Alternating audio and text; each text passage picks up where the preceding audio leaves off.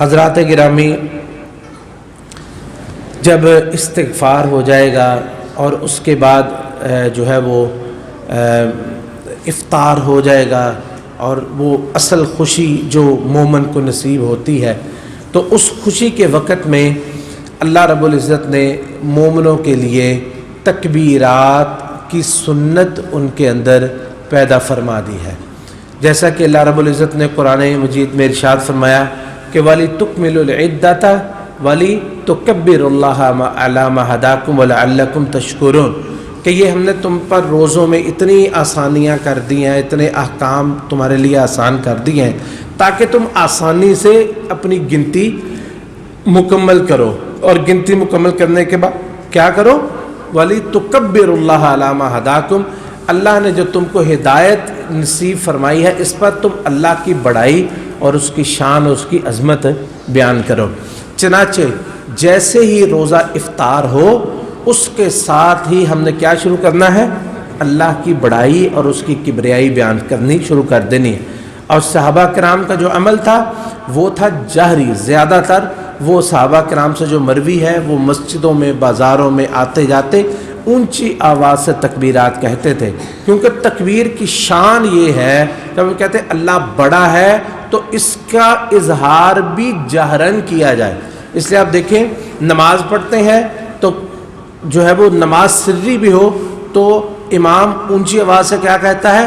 اللہ اکبر، اور جب نماز کے لیے بلاتا ہے تو کس طرح بلاتا ہے؟ اللہ اکبر اللہ اکبر، اور اقامت کہتے ہیں تو پھر بھی کیا؟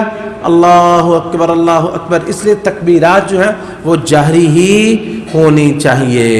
تو یہ جو ہے وہ سورج کے غروب ہونے سے شروع ہو کر امام کے جو ہے وہ مصلی پہ کھڑے ہونے تک، عید کے دن جو اس نے کھڑے ہونا ہے اس وقت تک جو ہے یہ تکبیرات مسلسل کہتے رہنا ہے، اور یہی وہ چیز ہے جو اللہ تعالیٰ نے جس کا ہمیں حکم دیا ہے کہ وَلِتُكَبِّرُوا اللَّهَ عَلَىٰ مَا هَدَاكُمْ۔ اس کا امام شافعی رحمۃ اللہ علیہ فرماتے ہیں وَإِكْمَالُهُ مَغِيبُ الشَّمْسِ، کہ یہ جو تکمل العدۃ ہے یہ کیسے ہے؟ سورج غروب ہو گیا تو یہ شروع ہو جائے گا من آخری یوم من ایام شہر رمضان، یعنی رمضان کا جو آخری دن ہے اس سے جب سورج غروب ہو تو اس کا وقت جو ہے وہ شروع ہو جاتا ہے۔ اور کیسے اللہ کی تکبیر بیان کرنی ہے؟ صحابہ سے مختلف سیغے آتے ہیں۔ ایک ہے اللہ اکبر لا الہ الا اللہ، اللہ اکبر وللہ الحمد، اور دوسرا ہے اللہ اکبر شروع میں 3 دفعہ، اللہ اکبر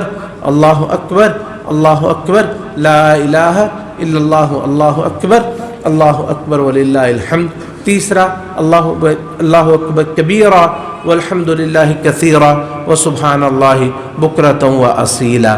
تو یہ تو ہے تکبیرات، انشاءاللہ العزیز ہم نے اس پہ عمل کرنا ہے اور کثرت سے اور جہری عمل کرنا ہے تاکہ لوگ بھی اس سنت کو اپنائیں۔ اور اگلی بات عید کی جو سنتیں ہیں، عید کا جو اہتمام ہے وہ آپ لوگ جانتے ہیں۔